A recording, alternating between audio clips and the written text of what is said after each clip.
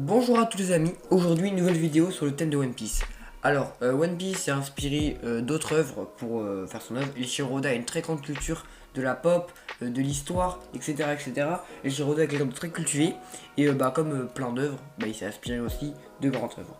Donc sur ce, n'hésitez pas à liker, à commenter, à partager. La vidéo commence, c'est parti, let's go, transition, McTaven. Gold Roger. Gold Roger a été inspiré du réel pirate français Olivier Levasseur. Il a une très grande renommée vers le XVIIIe siècle.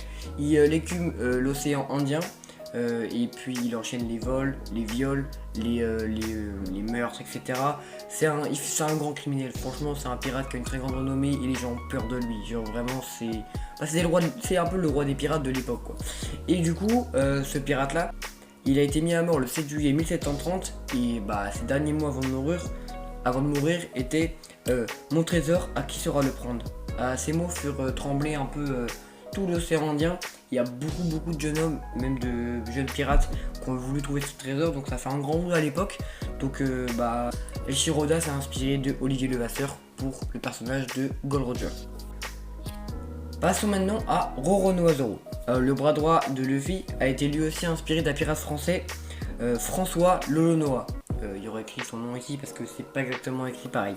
Voilà, donc comme en japonais les L ça n'existe pas, du coup ça a été remplacé par les R qui font un peu le même son, Lolonoa, ok. Donc j'essaie de prononcer comme je peux, mais voilà, c'est ça. Donc c'est un des pirates, c'est sûrement le pirate le plus criminel de l'histoire de la piraterie et de son époque, de tout en fait. Il avait une très grande renommée, etc. Et Eiichiro Oda s'est inspiré de François Lolonoa pour le personnage de Roronoa-Zoro. Passe autour cette fois, pas d'un personnage, mais cette fois d'un arc entier.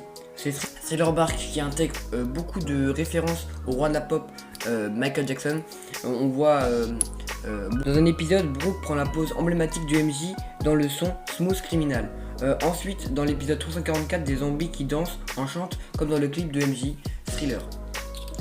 On passe à Ivankov, Ivankov qui est inspiré du docteur Frank N. Furter, le transsexuel joué par Tim Curry dans The Rock Horror Picture Show, que ce soit par le maquillage, par les habits, par toute sa tenue, par son style de voix, etc. Il s'est inspiré de son style de voix, etc.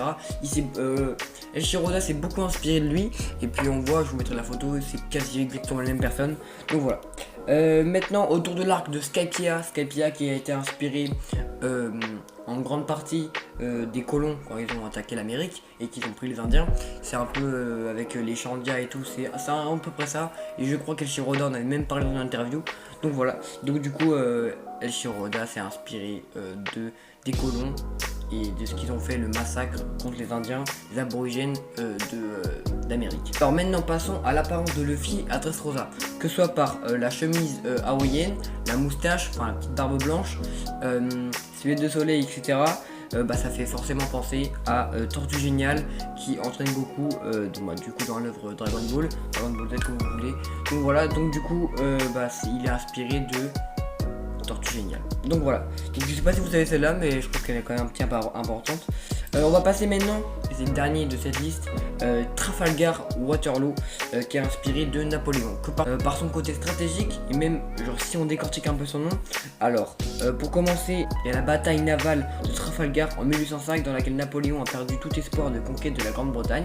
Enfin, ne pas oublier que son patronyme Waterloo est une référence à la bataille de Waterloo, qui est la plus grande défaite de l'empereur français Napoléon Bonaparte. Donc voilà, donc c'est la fin de cette vidéo, j'espère que ça vous a plu, plutôt rapide. J'ai essayé de prendre un peu de trucs, je pense qu'il y aura une partie 2 parce que j'ai vu plein de choses, il y a plein de trucs qui peuvent vous intéresser. Donc sur ce, c'est la fin de cette vidéo, n'hésitez pas à vous abonner, à commenter, à partager, à liker. Voilà, sur ce fin de vidéo, bye bye.